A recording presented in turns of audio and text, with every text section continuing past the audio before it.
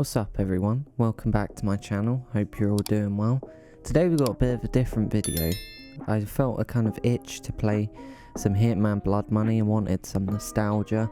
The new Hitman games are really good, especially the new trilogy, that's what I'm talking about, not so much Absolution, but the newer games from 2016 to Hitman 1 to Hitman 3, they're all very, very enjoyable. I do like them a lot, and I feel like after Absolution it was the sort of redemption for the series that it needed, because you know, I enjoy all of the games because I just love the series, but you can't deny that Absolution was definitely a step in the wrong direction. It became more of a third-person action game, still with stealth elements, but it was very dumbed down to the point where it wasn't open-ended at all. There wasn't really different ways to approach situations. It wasn't like a puzzle that you had to solve intricately or anything like that. Like, I'm not here to shit on Absolution because I still enjoyed it for the most part, and it's still a fun game, but it's not really a Hitman game. And I think that's why people wasn't really on board with it. But we're not here to talk about Absolution. Like I said, I've been playing Blood Money recently and having a lot of fun. And I just wanted to make this video because if you somehow haven't played it, then you should play it. You should buy it right now and enjoy that game. Because maybe you've only played the newer ones. And the newer ones are fun, like I said. They're a lot more modern, the controls are nice, everything works well. Whereas Hitman Blood Money came out around the time of the PS2, I'm pretty sure, and then it got remastered for like Xbox 360 and stuff like that. I have a feeling, if I had to guess, that it possibly might have came out in 2005, 2006 I think it says on Steam, if that's accurate. So the game is very old at this point, but it still holds up pretty well in my opinion, to an extent. There's some issues, but they're only issues because we're so used to modern gaming now. We're used to fluid controls and good animations and things like that, whereas because the game's over 10 years old at this point, there's little things here and there that makes it kind of a bit janky, you know, animations glitching out and things like that, different issues on PC that some people experience. But the point that we're trying to make is the game itself is what we're wanting to discuss here. I feel like Hitman Blood Money, to an extent, it was the fourth in the series, I'm pretty sure, technically, and the other games were cool. Not that to be honest, I haven't actually played them all that much. It's always been Hitman Blood Money through the rest of them. But Hitman Blood Money was the one that I feel like really captured the essence of what it would be like to be Agent 47 in this world of assassination, and really made you feel like you was actually him, you was that character, and you was carrying out those kills on those targets. And every level was intricately created and very open, and you was just thrown in. There was no hand holding, no instinct like the newer games. It was just, oh, you're here, these are your objectives, go work it out. And there was something about that was just so fun, because you could literally just approach something however you wanted to. There was no right or wrong way. There was a rating, of course, like in every Hitman game, so you had Silent Assassin being the best and stuff like that, but you approached it exactly how you wanted to, and there was literally what felt like an unlimited amount of ways that you could complete a level, and that was just amazing for something that hasn't really been done before like that, as far as I'm aware. It was I feel like revolutionary, and you also, you know, you had awesome stealth games at the same sort of time, things like Splinter Cell games and like Metal Gear Solid and stuff, but they were all unique in other ways, whereas Hitman, instead of being a game of hiding in the shadows, you hid in plain sight 99% of the time.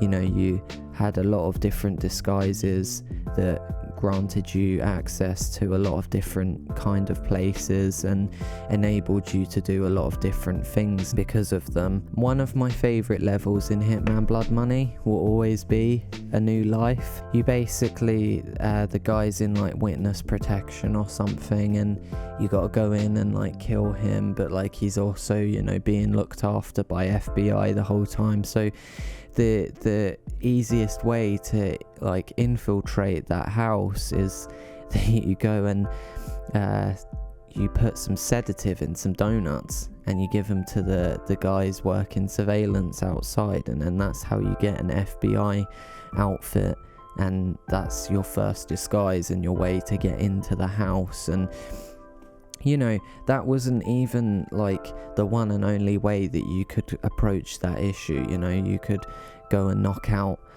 the dude that's the entertainer, the clown guy. You could, you know, get rid of the caterer and come in as him, or like you could sneak around and like hop the fence. I'm pretty sure like there were so many different ways, and the maps were so big, considering like the limitations of technology then with game development, especially compared to now, right? So we're always used to, in 2022, like these massive open world games that have so many details.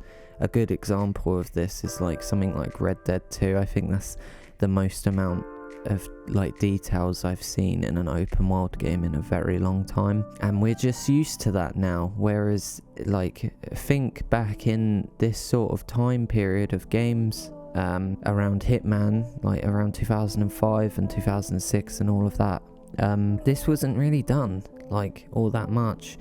There was these like amazingly open large levels that were just sandbox playgrounds, and you had your objectives to complete, but you could approach them in any which way, and there was just so much like areas to explore, so many things that you could learn and, you know, do it and approach it a different way each time you did it. So that's what made the game fun, and it never really got old because of that. Like there was always replay value, there was always, you know, things that you could do differently, or like ways that you could improve, like if you got a good run, but you know there was one thing that you could have done to you know do it a bit smoother or something like that. And it'll always be like probably one of the best games in history, I feel like, because of those like amazing things that they did with the level design, the way that the story's written, and like all of the ways that you can always approach something, and it's always like a puzzle. And like I feel like it's kind of sad because nowadays, because gaming's so broad and it's so modern, and I don't fully know what it is, but I think because of how at the end of the day, right, gaming's a business, so you've got to appeal to the most amount of people so you can make your profit margins, and I understand that, but it's still kind of sad because I feel like back in the day with those older games, it was still like passionate. It was still like, I'm not saying there isn't passion in game development now, it's just with our track record the past few years, it's not really been great. And I feel like back in those times it was more passionate than it is now, and it wasn't about, you know, showing you exactly how to play the game and just dumbing it down for everyone. It was, here you go, here is the game, here's the story, we've given you all of these tools and ways to go about and enjoy what we've created, but it's up to you to work it out and see how you solve these certain issues.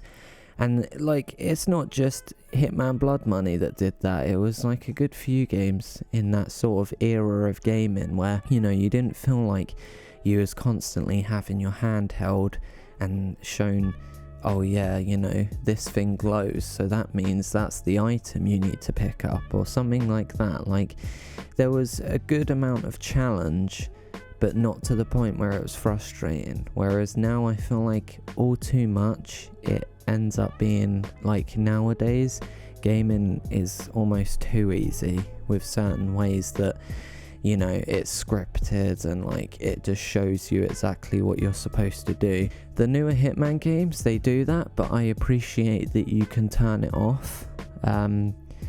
Like, I've played through a number of the levels with the mission stories enabled because I just find them entertaining, but I also like the fact that you can turn all of those off and you can just play it like you would Blood Money, and you can just explore the levels, see what you can get away with, see, you know, how you can solve this by yourself in your own unique way. And there is something very special about that, you know, I feel like would be very hard to capture anymore. But anyway, like I said, if you haven't played it somehow, then go get that shit. Like, it's a good game, man. I don't know, I'm not too great at commentary, you have to bear with me. I'm getting better, hopefully. But I'm not gonna let this drag out anymore. I hope you enjoyed this one. If you did, leaving a like would be appreciated. Subscribe if you want to stick around, and I'll see you in the next video. Thanks.